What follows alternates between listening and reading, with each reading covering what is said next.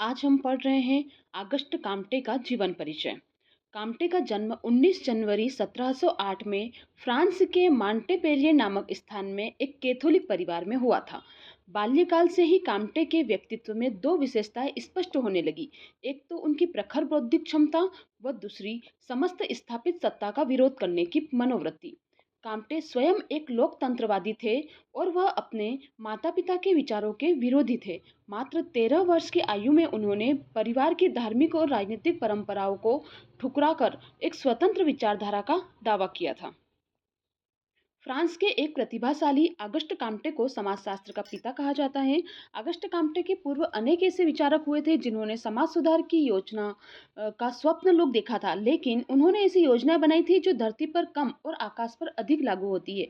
Comte ने समाजशास्त्र को एक व्यवस्थित विज्ञान के रूप में प्रतिपादित किया है।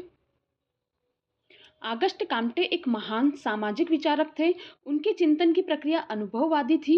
वे वैज्ञानिक पद्धति से प्राप्त ज्ञान को महत्वपूर्ण मानते थे। उनका मानना था कि सामाजिक घटनाओं के अध्ययन में निरीक्षण, परीक्षण तथा वर्गीकरण की क्रमबद्धता अपरिहार्य है तथा घटनाओं की व्याख्या ऐतिहासिक विधि द्वारा किया जाना आवश्यक है। काम्टे की प्रमुख कृतियां मतलब उनकी रचनाएं कौन कौन सी है? तो उनकी जो रचनाएं लिखी हुई है, इंपॉर्टेंट रचनाएं उनकी 3 दे रखी है।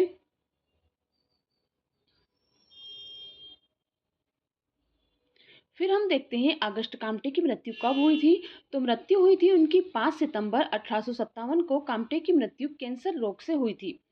अगस्ट काम्टे, जिन्हें समाजशास्त्र का पिता भी कहा जाता है। अगस्ट काम्टे को समाजशास्त्र का पिता क्यों कहा जाता है? तो उसका उत्तर हम देखेंगे कि समाज का अध्ययन करने के लिए वैसे तो अनेक सामाजिक विज्ञान है, किंतु वे समाज के किसी एक पक्ष का अध्ययन करते हैं। फिर ऐसी आवश्यकता लगी कि कोई ऐसा विषय बनाया जाए जिसमें समाजशास्त्र के सभी पक्षों का अध्ययन किया जा सके, और समाजशास्त्र का जन्म हुआ। अगस्ट काम्टे ने ही सर्वप्रथम सामाजिक विज्ञान की आवश्यकता का अनुभव किया और उस विज्ञान का नामकरण पहले सामाजिक भौतिकी शास्त्र और बाद में 1838 में समाजशास्त्र रखा। इसलिए अगस्ट काम्टे को समाजशास्त्र का पिता कहा जाता है और समाजशास्त्र की एक विज्ञान के रूप में अगस्ट काम्टे ने स्थापना की।